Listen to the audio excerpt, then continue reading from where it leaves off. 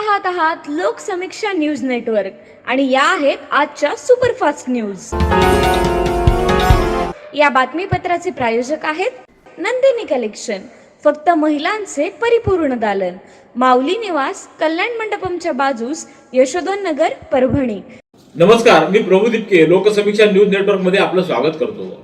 आपण पाहत आहात परभणीचं एकमेव बातमीपत्र Loksamiksha superfast. Red Apple exclusive MIDC परिसर, परभणी। मुंबईच्या प्रादेशिक हवामानशास्त्र केंद्राने दिलेल्या सूचनेनुसार परभणी जिल्ह्यासाठी 17, 18, 19 व 20 एप्रिल या 4 दिवसाकरिता उष्णतेचा येलो अलर्ट जाहीर करण्यात आला आहे। 17 एप्रिल रोजी जिल्ह्यात तुरळक ठिकाणी उष्मालाट येण्याची अधिक शक्यता वर्तवण्यात आलेली आहे, तर 18 एप्रिल रोजीही उष्मालाट राहण्याची शक्यता आहे। 19 व 20 एप्रिल रोजी जिल्ह्यामध्ये ताशी 30 ते 40 किलोमीटर वेगानं वादळी वारे वाहण्याची, त्याचबरोबर विजांच्या कडकडाटासह ढगांच्या गडगडाटासह हलका ते मध्यम पाऊस होण्याची शक्यता वर्तवली आहे। जिल्ह्यात वाढत्या तापमानामुळे नागरिकांनी विशेष काळजी घ्यावी। दुपारी अनावश्यक बाहेर पडणं टाळावं, भरपूर पाणी प्यावं, डोक्यावर टोपी ओढणी वापरणे तसंच हलके सैल कपडे परिधान करावेत।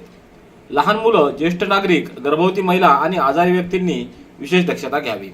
उष्माघाताची लक्षणं जाणवल्यास तात्काळ जवळच्या आरोग्य केंद्रामध्ये संपर्क साधावा। नागरिकांनी प्रशासनाच्या सूचनांचं पालन करून स्वतःची आणि कुटुंबाची काळजी घ्यावी असं आवाहन जिल्हाधिकारी संजय सिंह चव्हाण यांनी केलंय। परभणी शहर महानगरपालिकेच्या स्थायी समिती सभापती, महिला व बाल कल्याण समिती सभापती तसंच विविध विशेष समित्या आणि प्रभाग समित्यांच्या सभापती पदाच्या निवडीचा कार्यक्रम जाहीर करण्यात आला आहे। या निवड प्रक्रियेनुसार सभापती पदासाठी नामनिर्देशन अर्ज वितरण व स्वीकृती 22 एप्रिल रोजी कार्यालयीन वेळेत सकाळी 10 ते 5:30 पर्यंत करण्यात येणार आहे। ही प्रक्रिया नगर सचिव कार्यालय इथं पार पडेल। नामनिर्देशन पत्राची छाननी संबंधित समितीच्या विशेष सभेदरम्यान सभागृहातच पीठासीन अधिकाऱ्यांकडून करण्यात येईल। छाननीनंतर वैध उमेदवारांची नावं जाहीर केल्यानंतर इच्छुक उमेदवारांना 15 मिनिटांच्या आत लेखी अर्जाद्वारे नामनिर्देशन मागे घेण्याची संधी दिली जाईल। तर 24 एप्रिल रोजी सकाळी 11 वाजल्यापासून सभापती निवड प्रक्रिया क्रमानं पार पडणार आहे। आवश्यक असल्यास मतदानाची प्रक्रिया हातवर करून घेतली जाईल अशी माहिती मनपा प्रशासनाने दिली आहे। परभणीच्या श्री शिवाजी महाविद्यालयाच्या सभागृहामध्ये आचार्य नरेंद्रदेव संस्थेच्या वतीनं नारी शक्ती वंदन अधिनियमाच्या समर्थनार्थ महिला संमेलनाचं आयोजन करण्यात आलं।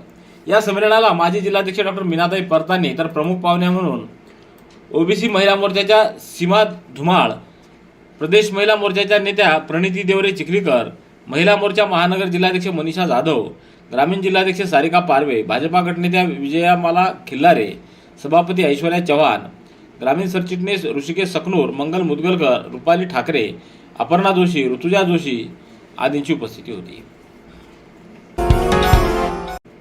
मराठवाडा केसरी कैलासवासी भाई अण्णासाहेब गव्हाणे प्रतिष्ठानच्या वतीनं 18 एप्रिल रोजी सायंकाळी 6:30 वाजता जिंतूर रस्त्यावरील महात्मा फुले विद्यालयाच्या प्रांगणामध्ये भाई अण्णासाहेब गव्हाणे स्मृती व्याख्यानमालेचं आयोजन करण्यात आले। या व्याख्यानमालेत प्रसिद्ध कवी व लेखक प्राध्यापक इंद्रजित भालेराव हे शोध शेती संस्कृतीचा या विषयावर मार्गदर्शन करणार आहेत। अध्यक्षस्थानी माजी मंत्री गणेशराव दुगावकर राहणार असून प्रमुख पाहुणे म्हणून ज्येष्ठ विधिज्ञ ॲडव्होकेट अशोक सोनी यांच्यासह माजी आमदार विजय गव्हाणे, दादासाहेब देशमुख, दादासाहेब नाईकवाडे, कैलास गव्हाणे, गजानन लवाळे यांची उपस्थिती असणार आहे। तर याच कार्यक्रमात डॉक्टर भीमराव हत्यामेरे यांना प्राप्त झालेल्या भीमरत्न पुरस्कारानिमित्त त्यांचा विशेष सत्कार करण्यात येणार आहे। सततचे दवाखाने करून कंटाळलात? आता शेवटचा उपाय। डॉक्टर गोविंद कामटे यांचे बालाजी आयुर्वेदिक निसर्गोपचार केंद्राला भेट द्या। शुगर, मूळव्याध, ॲलर्जी, सोरायसिस, गजकर्ण, दमा, लठ्ठपणा, गुडघेदुखी, कंबरदुखी, वात, गाठीचे आजार, लकवा, केस गळणे, मूतखडा, सफेद डाग यांसारख्या जुनाट आजारांवर खात्रीशीर उपचार केले जातात। दारू सोडवण्यासाठी विशेष उपचार उपलब्ध। संपर्क डॉक्टर गोविंद कामटे, आयुर्वेद विद्याविशारद, बालाजी आयुर्वेदिक निसर्गोपचार केंद्र, तलाठी कार्यालयाच्या बाजूला, वसमत रोड, परभणी। संपर्क 9921691008। झरी महसूल मंडळाच्या वतीनं आयोजित करण्यात आलेलं छत्रपती शिवाजी महाराज महसूल समाधान शिबिर आज झरी इथं उत्साहपूर्ण वातावरणात पार पडलं। नागरिकांना विविध शासकीय सेवा एका छताखाली उपलब्ध करून देण्याच्या उद्देशानं आयोजित या शिबिराला पंचक्रोशीतील ग्रामस्थांनी मोठ्या संख्येनं प्रतिसाद दिला। या अभियानाचं उद्घाटन जिल्हाधिकारी संजय सिंह चव्हाण यांच्या हस्ते करण्यात आलं। यावेळी उपविभागीय अधिकारी उदयसिंह भोसले, तहसीलदार संदीप राजापुरे, नायब तहसीलदार राजकुमार राठोड यांची प्रमुख उपस्थिती होती. तसंच झरी जिल्हा परिषदचे सर्कलचे सदस्य दिलीप देशमुख, पंचायत समिती सदस्य प्रमोद गायकवाड, कृषीभूषण कांतराव देशमुख, SBIचे व्यवस्थापक दिनेश कुमार झा आदींची उपस्थिती होती. सेलूच्या रायगड कॉर्नर परिसरात पहाटेच्या सुमाराला अवैधरित्या गोवंश जनावरांची वाहतूक करणाऱ्या वाहनांवर पोलिसांनी कारवाई करत मोठा साठा जप्त केलाय. या प्रकरणी संबंधित चालक व आरोपींच्या विरोधात सेलू पोलीस ठाण्यात 3 स्वतंत्र गुन्हे दाखल करण्यात आले आहेत. पहाटे सुमारे 5 वाजताच्या दरम्यान 7 पिकअप व 1 आयशर अशा एकूण 8 वाहनांमधून गोवंश जनावरं अवैधरित्या वाहतूक केली जात असल्याची माहिती पोलिसांना मिळाली. त्यावरून रायगड कॉर्नर इथं सापळा रचून ही कारवाई करण्यात आली. या कारवाई दरम्यान सुमारे 45 बैल जातीची गोवंश जनावरं जप्त करण्यात आली.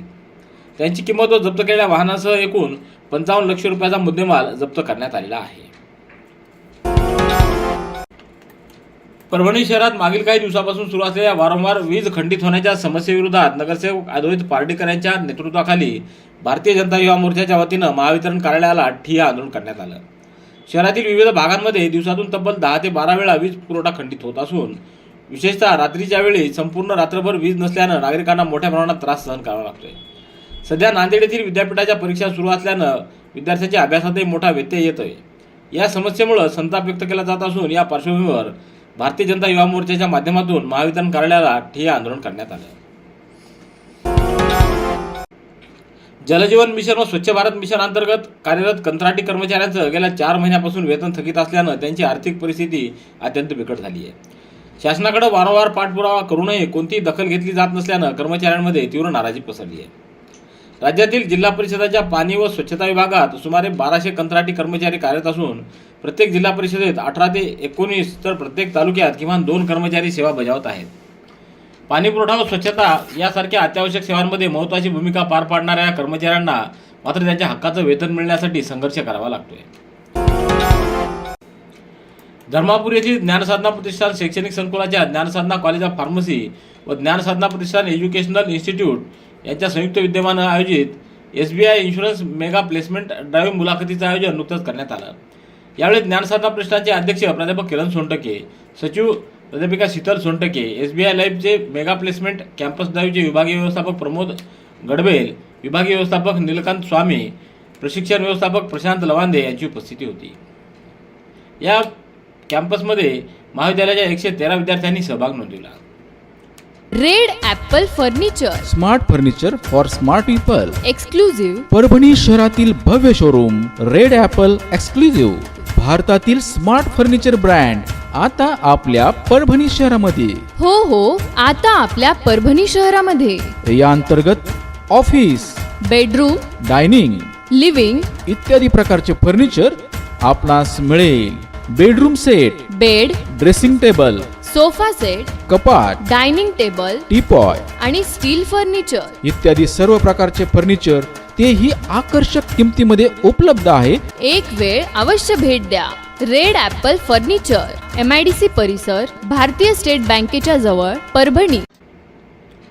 शेतकऱ्यांना दर्जेदार बियाणे, खते व कीटकनाशकांचा पुरवठा सुनिश्चित करण्यासाठी जिल्हा कृषी विभागानं तपासणी मोहिमेदरम्यान नियमांचं उल्लंघन करणाऱ्या जिल्ह्यातील 9 खत विक्री केंद्रांचे परवाने निलंबित केले आहेत.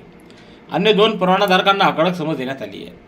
जिल्हा अधीक्षक कृषी अधिकारी यांच्या दालनामध्ये आज पार पडलेल्या सुनावणीमध्ये संबंधित केंद्र चालकांनी सादर केलेले खुलासे असमाधानकारक आढळल्यानं ही कारवाई करण्यात आली आहे. तपासणी व सुनावणी दरम्यान अनेक गंभीर अनियमितता निदर्शनास आलेल्या आहेत.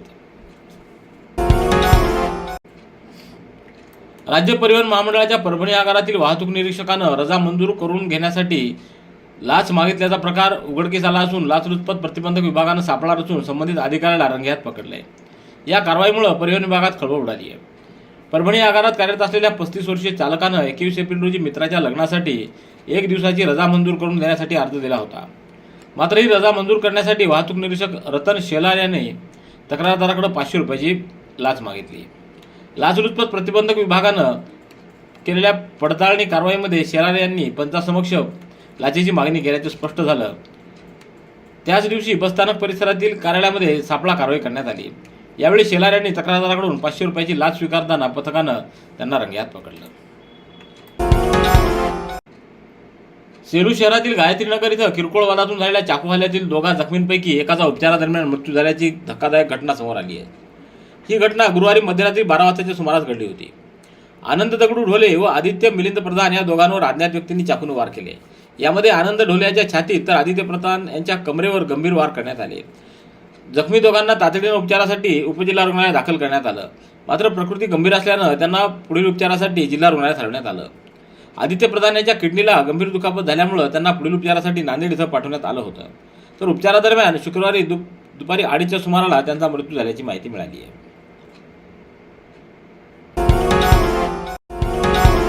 रेड ॲपल एक्सक्लुझिव्ह MIDC परिसर परभणी। याबरोबरचे बातमीपत्र संपलं।